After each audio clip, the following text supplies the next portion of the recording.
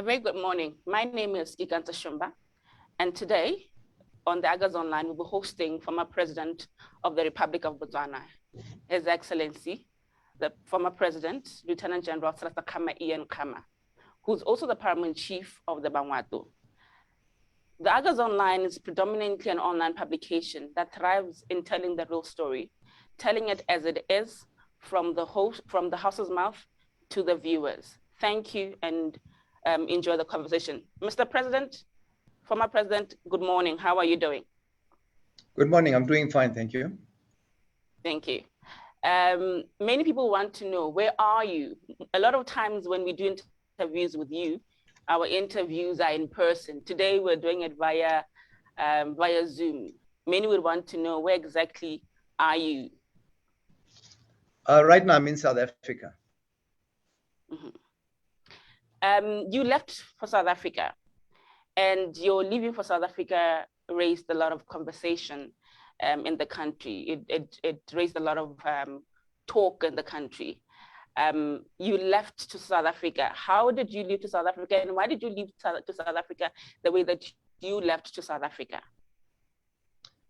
Well, I left because I was invited for a consultative meeting, which was supposed to be on a Tuesday of that week, a couple of weeks back. And just before I came across to South Africa, I'd gone up to Soroe. I had intended visiting my farms. So on the Saturday, I was informed of the possibility of this meeting. But I decided, well, I would just go up to Soroe anyway on the Sunday, which is what I did. Then later on Sunday, the meeting was confirmed for Tuesday in South Africa. So then I left Soroe on Monday and crossed at the nearest border post, which was the Martinsdrift border post. And I just crossed like anybody else.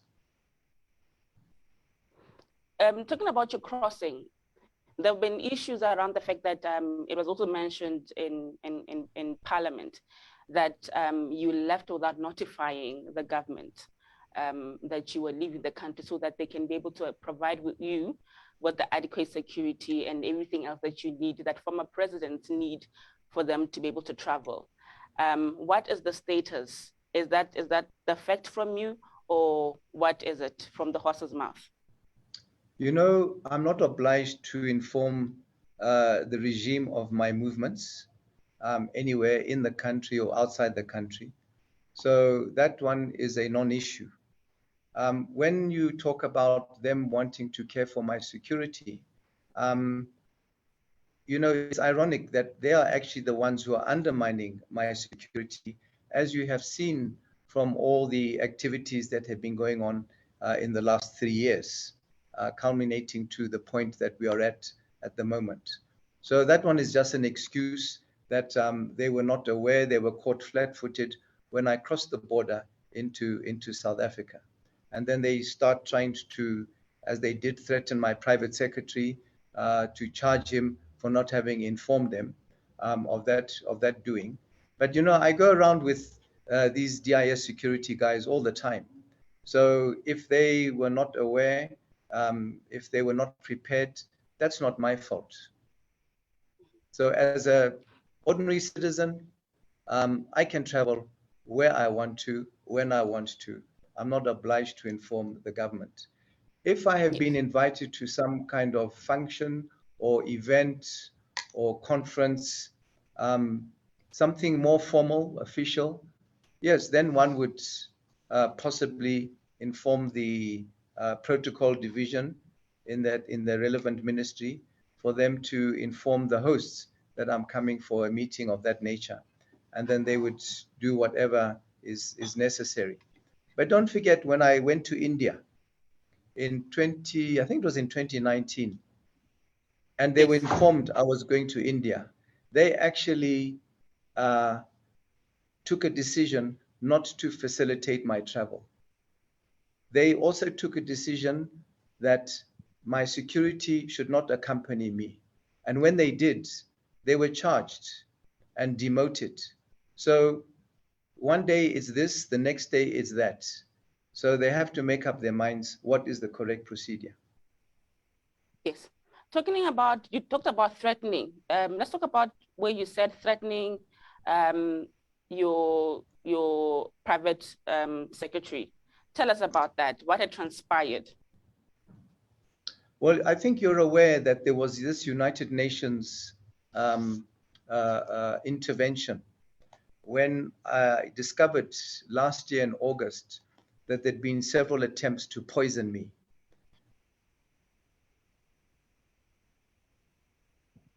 Mm-hmm.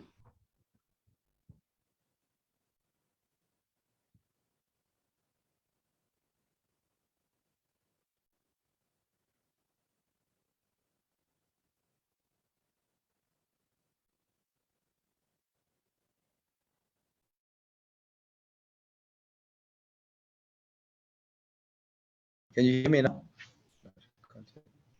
No Thank you voice. very much. Okay, sorry, we got cut off there. I don't know at what point you missed what I was saying.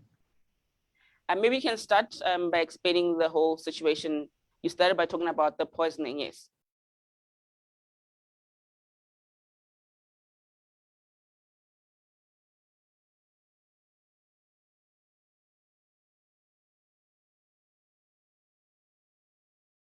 Former President, it seems we can't hear you from our end.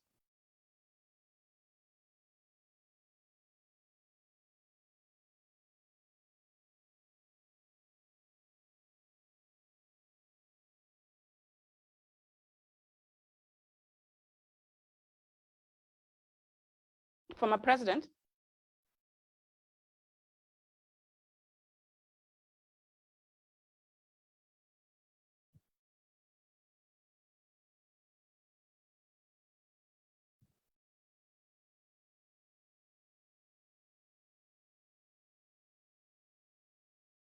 We apologize for the technical glitch that we are currently experiencing. The team is working on it, and we believe that everything will be restored in just a few minutes.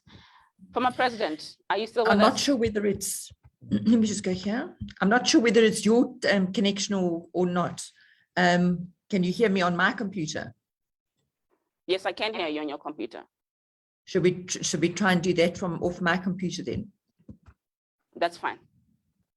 I just need to try and take my name off. How do I do that, Tony? And that's fine. We can just, if we can just have Former President on the screen, it will just work. Okay, so you won't see it's on with my name on it, eh? No, doesn't matter right now. Okay. Yes.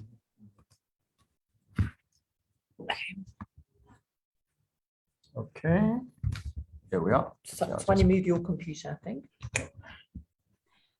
Please bear with us as we are currently trying to sort out the technical glitches. As you all know, that we are in the fourth industrial revolution, and the former president was just telling us that he is currently in South Africa. So our conversation is done via Zoom. So it meant we had to converse via Zoom and take it all live into Facebook. With that said, with technical problems with live interviews, it is bound to happen, but please bear with us. We will shortly be back with the former president and we continue the conversation. Remember, we had said this is an exclusive interview that we're having with former President Ian Khama, who's also the paramount chief of the Bangwatu, who's currently in South Africa. And we are having a conversation with him, trying to understand so that he can be able to unpack his trip to South Africa, what he has experienced in South Africa. So once we are back online, we will be able to give you that conversation. He's talking. Sir, I believe we're back now. Okay, there we go. There. Good. Thank you so much. Maybe you can tell us, you were still talking about the incident of the poison incident. Maybe you can take it from there. Let's pick it from there. So I'll start again. So in around August Please. last year, I got a whistleblower's report and another 3 written reports from credible sources that there'd been attempts to poison me. So I informed the head of my DIS security about this. And then 2 weeks later, I asked him whether he had done something about it, like reporting to his superiors, and to which he said he had not. That for me said it all. I also reported it. At that time, I was engaging with some BDP elders. And at the next meeting around that time, I informed them of this report as well, to which they said they were going to immediately go and inform Masisi. And then again, nothing happened. So then really I had no choice but to engage with some external independent source to take it up for me with the United Nations. The United Nations then wrote to the regime around, I think it was a letter dated, could have been on the 26th of March this year. They give about 60 days to allow a country to respond, which would have then been end of May. There was no response from our side. In July, one of our local media, print media, picked up the story. I think they found it on the UN site. And then there was a flurry in the government, a bit of a panic, and they were saying, no, they hadn't seen the letter. Can you imagine, from March up to July, they claimed they hadn't seen the letter. And anyway, they undertook that they would take the matter up and investigate and get back to them. They only did that in October, last month. They wrote back to the UN. A very unconvincing and not a credible response, because when a government says they are going to investigate allegations of poisoning, it's obvious to everybody, even a school child, that you start with the person who's making the allegations. They never came anywhere near me.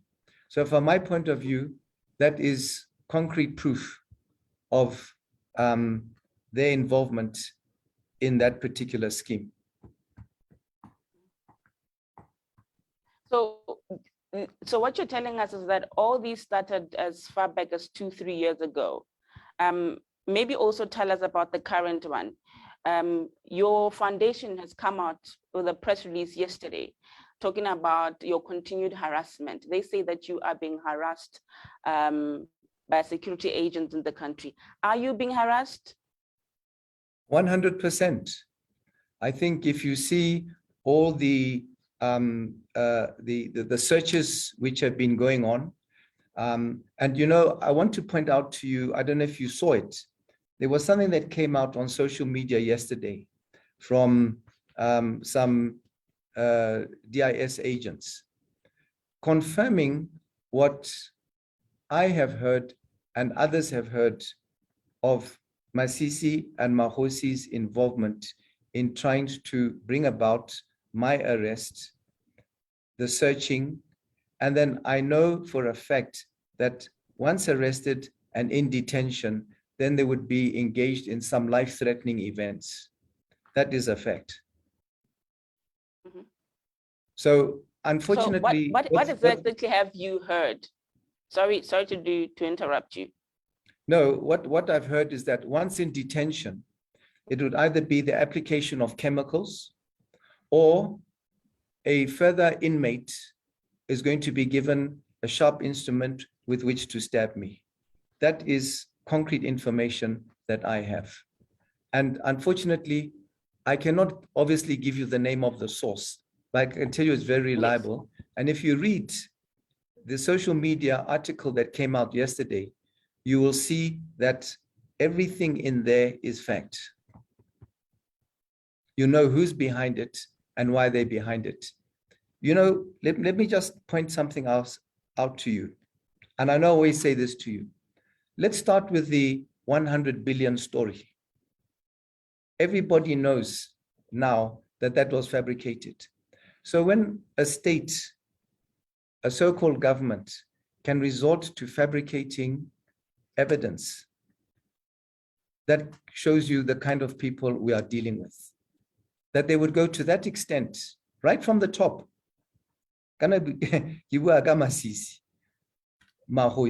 they go to that extent to fabricate, to be prepared to fabricate evidence against an individual, then you know who the real criminals are.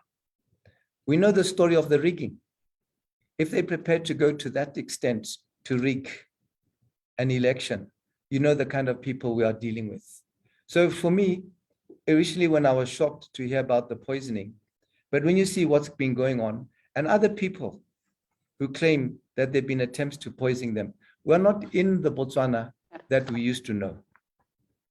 Things have changed for the worse. So I'm hoping that at some stage we can get our country back to being the bastion of democracy, the shining light of the continent that it used to be, reinstating the rule of law, bringing back good governance, human rights, being the least corrupt country on the continent. And you know, there's a report that came out, again, I saw it yesterday. It's by the Forum for Action and Reform in Botswana. I don't know whether you saw that, where they are stating that. I haven't gotten. You saw that one. It said that the Office of the President No, that is one the I haven't seen. epicenter. Have you seen that one? Edule Mabani. No, It sir. said that the Office of the I President. probably missed it. It says the Office of the President is the epicenter of corruption in the country, where it talks about state funds are being misdirected for private interest and for leadership cronies. Look it up. And this is not me saying it. Well, I'm not the one who talked about, if you look at the Law Society, they produced 2 reports in recent times. The last one I think you saw, where they talked about, they wrote an open letter to the Chief Justice. They called on, prior to that, the resignation of the DPP. You heard what Unity Dow, a member of parliament for the ruling party, said, and a former judge, about the state of our rule of law in this country. You saw the UDC statement. I don't know if I need to remind you of what they said. You heard what Judge Busang said. So maybe recap on the Law Society part, because we had missed that part. You had cut off a bit. Maybe let's talk about that conversation again when you're talking. Can you hear me now? Yes, we can hear you clearly now. Okay. I was saying that it's not just about me. We're talking about the country, and I gave you examples. I talked about the Law Society, who they've issued 2 letters in recent times. The first one was calling on the resignation of the DPP. The second one was an open letter to the Chief Justice, where they were saying that they have grave concern about the judiciary and the rule of law, and concerned about the independence of the judiciary. I talked about Unity Dow, a former judge and a current member of parliament in the ruling party, where she says, we have allowed the DIS to operate outside the law. And she talked about how we have failed to deliver good governance on the DIS, and calling for a commission of inquiry on the DIS. This is not me saying so, these are other people. I talked about the UDC. They issued a statement where they said that it is clear that the aim of this regime is to intimidate, harass, and whip the nation into silence and submission. That's not me saying it, it's someone else, the UDC. We had Judge Busang recently in that court ruling, where he said that the courts in a constitutional democracy like ours must jealously guard against unjustified violation of people's constitutional rights.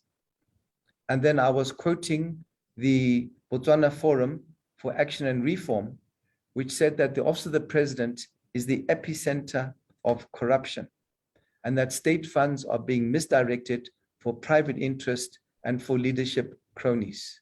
So, and today as we speak this morning, I believe sometime this morning, we're having this motion of no confidence in Parliament. That again is not me.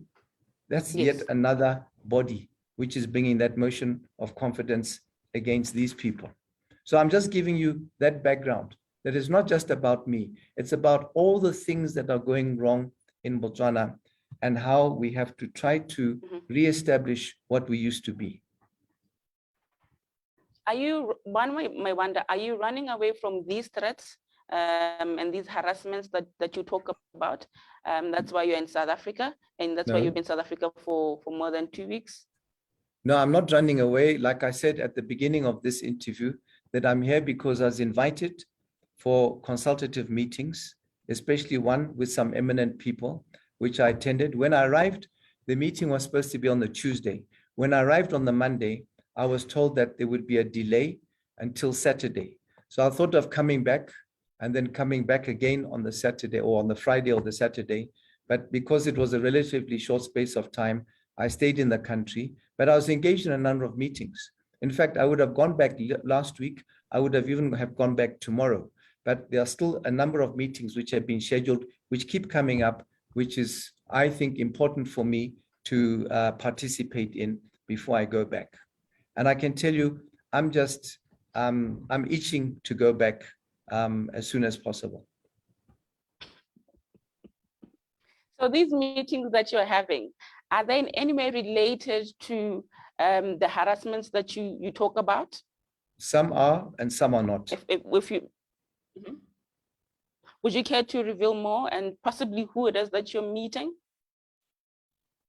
You know, I always feel more comfortable that people who come to see me or entities who come to see me, I would have an opportunity to share with them first, whether they are comfortable with me revealing who I've been meeting with and what we have been discussing. But I have, you know, met people, some eminent people, both from this country, outside this country, people from civil society, from government, from the ruling party here, even from Botswana. Now, coming back to Botswana, let's talk about the searches. You have come out to say some of your houses or residents have been searched without a warrant. Tell us about the searches and what it is that they've found, if at all they found anything from the searches. Well, the first time they came, maybe a month ago, 5 weeks ago, they came with a search warrant. And Mahosi said to me, no, this search has nothing to do with you. It's to do with Khosi. And I said, okay, so what are you doing here if it's to do with Khosi? And he said to me, no, we believe that Khosi gave you a couple of pistols that belong to the DIS, which would have been during the days when I was in office. So I said, okay, which ones are those? And he told me. He said, no, this particular pistol, he mentioned one of them, was brought to the DIS as a sample, and then he gave it to me.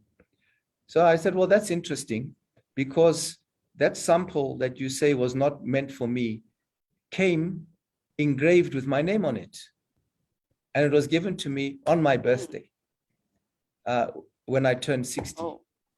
So I said, then how does a sample bear my name on it? Because anyone using it would have seen it's written my name. So I knew he was lying, as he always does. And then I said to him, but then on the search warrant, you have listed all my weapons. Yet you say that you're following up weapons that belong to the DIS and were given to me. I said, some of these weapons which are on this list were given to me before the DIS was even formed. So how do you explain that? So why are you taking those? He said, no, we just want to take them and we'll do a process of elimination and give you back those which we don't need and those which we think belong to us. And I said, yes, but you can do that. That's a paper exercise. Thirdly, all these weapons that I have got licenses, and I renew them as we're required to do every year with the police. So I don't know why you have waited for 3 years now. Why now are you coming to say you want to get these weapons?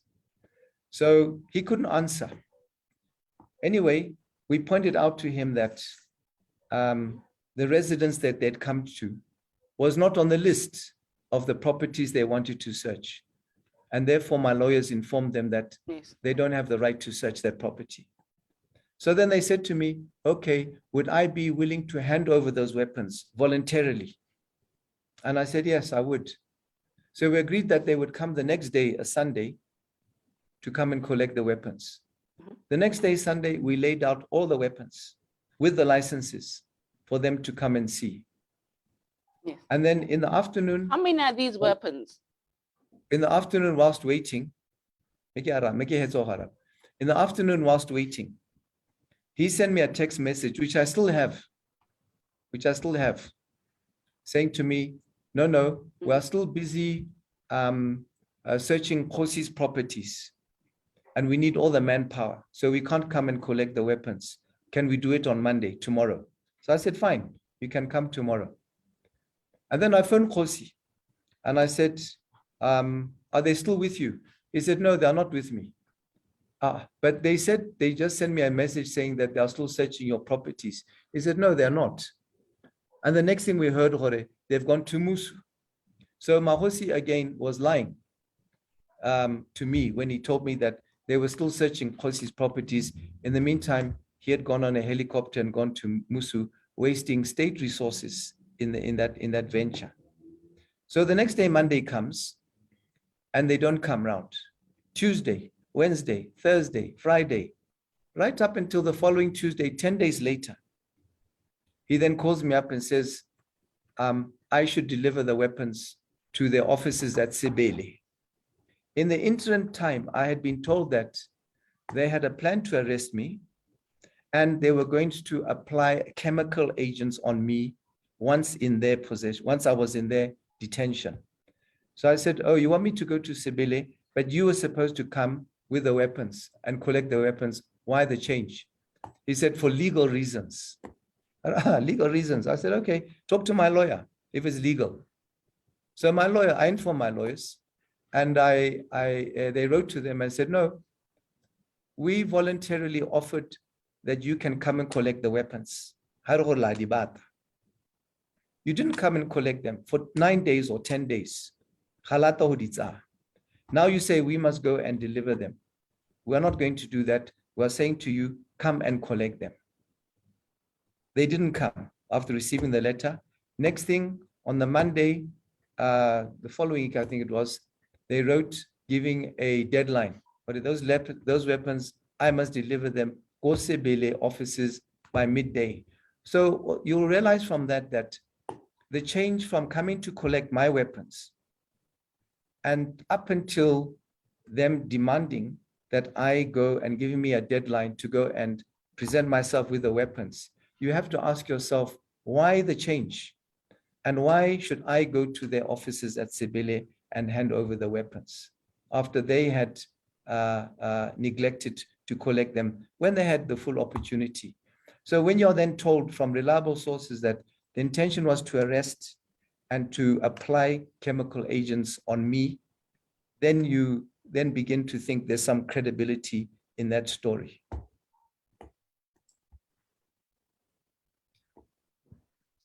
How many weapons are we talking about here? Because numbers have been flying all over. So help us understand exactly how many weapons it is that we're talking about. Kiganze, can I ask you that we wrap up? Just five minutes, maybe one last question, as we have another meeting that we need to attend to now. You'll appreciate that we started a bit late, so we are running behind schedule. No, I understand. Okay. Okay. You and then if are you also have the any permanent other chief thing, of then you the can Bangwat. just email it. Then we'll reply via email if there's any. Yeah, no, that's fine. Thank you. It's your last question. Thanks. Thank you. Thank you. You are the permanent chief of Bangwato.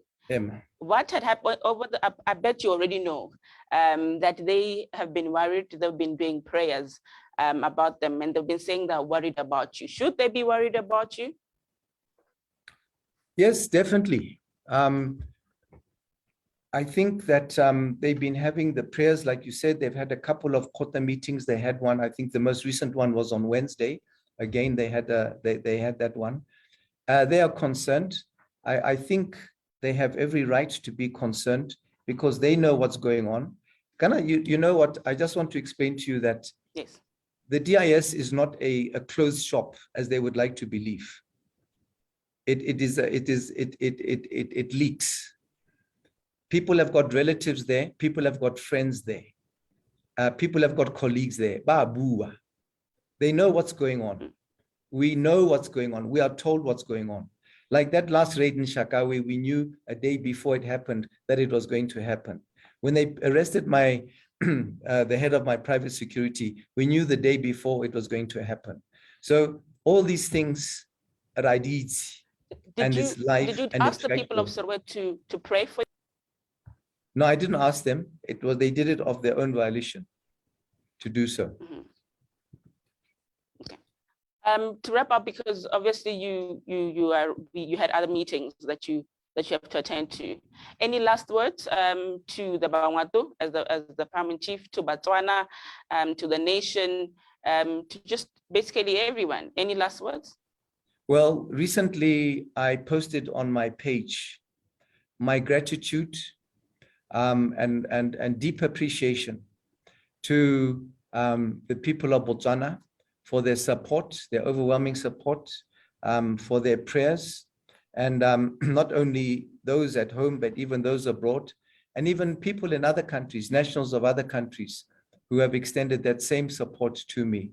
And once again, I would say to them that I thank them from the bottom of my heart for all this support. Thank you very much. Thank you very much for having a conversation with us. We truly appreciate it. And the last one, you are Father Christmas every single year on the 25th of December in Sorwe. Should the kids of Sorwe expect their Father Christmas to deliver their gift, their hampers this year? Yes, we are preparing for that.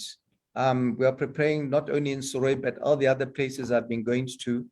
I'm just crossing my fingers, and I am praying now as well, that the recent revelation about this new variant of the coronavirus is not going to take us backwards. And I think the whole nation should pray that we get over it, and that each individual, please take full responsibility to ensure that you abide by the COVID protocols, to ensure that if it is going to be a variant that is going to threaten lives once again and cause people to get sick, that we all take our own individual responsibility to ensure that we observe those protocols. Well, thank you very much for having this conversation with us. Thank you very much. We appreciate your time. And to the viewers, thank you very much to all of you for joining us in this very interesting conversation. I hope you've picked something. I hope you've learned something. And I hope the answers that you've always been wanting to get have been answered. Thank you. And from the Agas Online, thank you very much. Have a great afternoon.